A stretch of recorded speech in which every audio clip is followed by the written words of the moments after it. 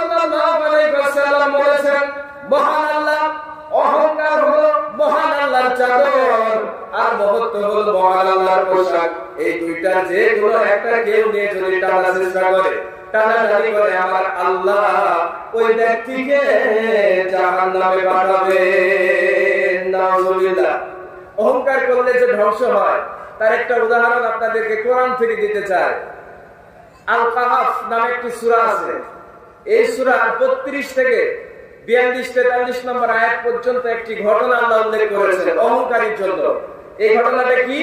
আল্লাহ পাক বলছেন, ওয়াদরিব লাহুম মাসালার রাজুলাইনি জাআলনা লিআবাদিহিমা জান্নাতাইনি মিন আ'নাবিন ওয়া হাফাফনাহুমা বিনাখরিন ওয়া জাআলনা বাইনাহুমা জারআ। আল্লাহু আকবার। আমার আল্লাহ বলেন, আমি তোমাদের কাছে একটা দৃষ্টান্ত পেশ করতে চাই। দুই ব্যক্তির দৃষ্টান্ত। এদের মধ্যে এক ব্যক্তিকে আমি আল্লাহ দুইটা বাগান দান করেছিলাম। সুবহানাল্লাহ। দুইটা বাগান কি?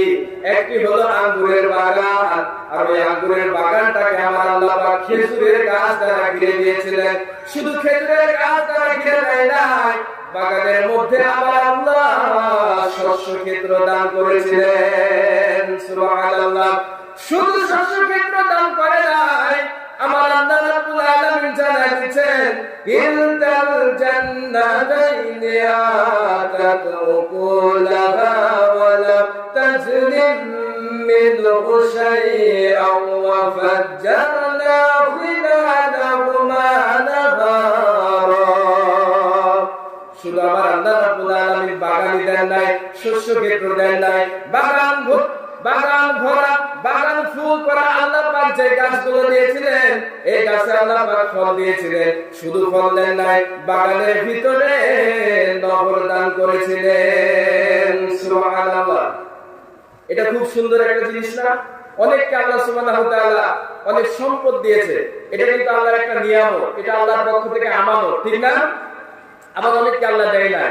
এই লোককে আল্লাহ দিয়েছে এত সুন্দর বাগান, আঙ্গুরের বাগান, দুইটা আঙ্গুরের বাগান, সেটা আবার খেজুর গাছ দ্বারা ঘিরা, আবার ভিতরে শস্য ক্ষেত হয়, আবার ভিতরে খালও আছে। সুবহানাল্লাহ বলবেন না? এত সুন্দর একটা জিনিস আল্লাহ সুবহানাহু ওয়া তাআলা দিয়েছিলেন। শুধু দেন নাই, আল্লাহ বলছেন, আয়াতগুলো বলতে গেলে অনেক সময় হবে, লম্বা হবে, তো শেষ করতে হবে। আল্লাহ সুবহানাহু ওয়া তাআলা বলছেন, এই জায়গাটা বিপুল পরিমাণ ফল দেওয়া হতো, তাই সে তার সঙ্গীকে কথায় কথায় বললো যে সম্পদেও তোমার চাইতে বেশি, আবার জনশক্তিতেও তোমার চাইতে বেশি। নাউজুবিল্লাহ বলবেন না? আমাদের এমন হয় না যে সম্পদ বেশি, আবার ভাই বেরাদার, ভাই চাচা, এরা শক্তিতে, এরা সবাই বেশি, এই জন্য শক্তিতেও বেশি বলে, তোর চাইতে সম্পদেও বেশি, শক্তিতেও বেশি, ঠিক কিনা? এই ধরনের অহংকারী কথা যখন সে বললো এবং নিজের প্রতি জুলুম করে যখন বাগানে প্রবেশ করলো, জুলুমটা কি?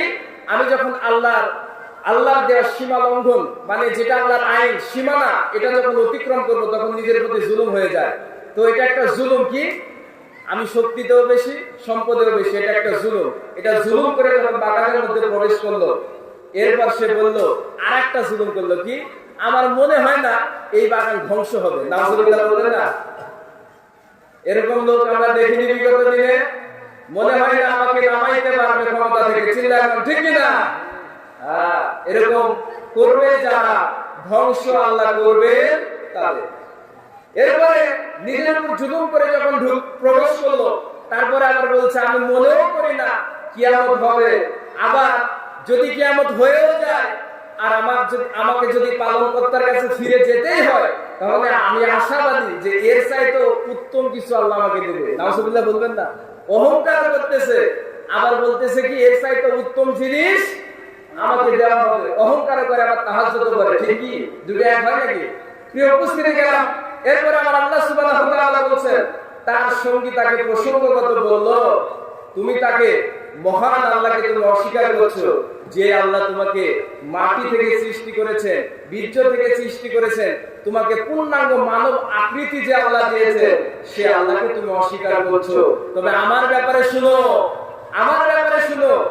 সে আল্লাহই হলেন আমার প্রতিপালক। আমি আমার আল্লাহর সঙ্গে কাউকে শরীক করি। আমার দ্বিতীয় ব্যক্তি বললেন, আমি আল্লাহকে বিশ্বাস করি, আল্লাহর ব্যাপারে একটা কথা শুনে নাও, আমি আল্লাহর সঙ্গে কাউকে শরীক করি না।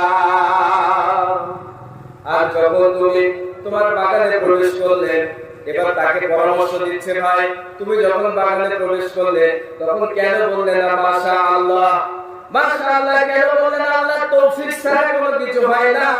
তুমি যদি দেখো আমি সম্পদের সন্তানে তোমার চাইতে কম, তাহলে আমার কাছ থেকে কথা শুনে নাও, সম্মানিত আমার প্রতিপালক আমাকে তোমার বাগানের চেয়ে উত্তম কিছু আল্লাহ আমাকে দান করবেন।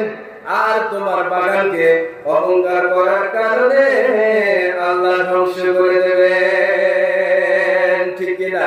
আমার আল্লাহ বলেন,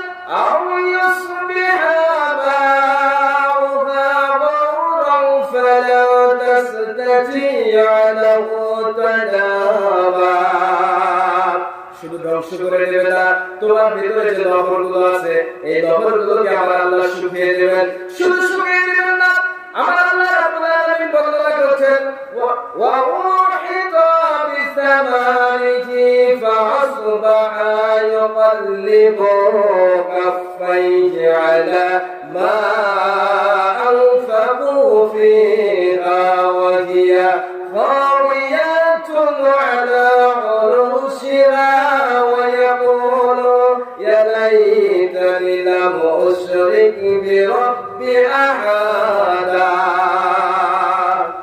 আমার আল্লাহ অহংকার করার কারণে, বাগানের অহংকার, সম্পদের অহংকার, শক্তির অহংকার করার কারণে আমার আল্লাহ বাগানটা ফল সব ধ্বংস করে দিলেন।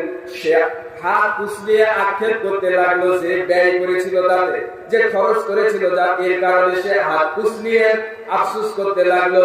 আমার আল্লাহ পাক ওই বাগানে যে গাছগুলি ছিল ফল শুধু ধ্বংস করে নাই, বাগানের কাঠ সহ পুড়িয়ে ফেলে দিয়েছেন।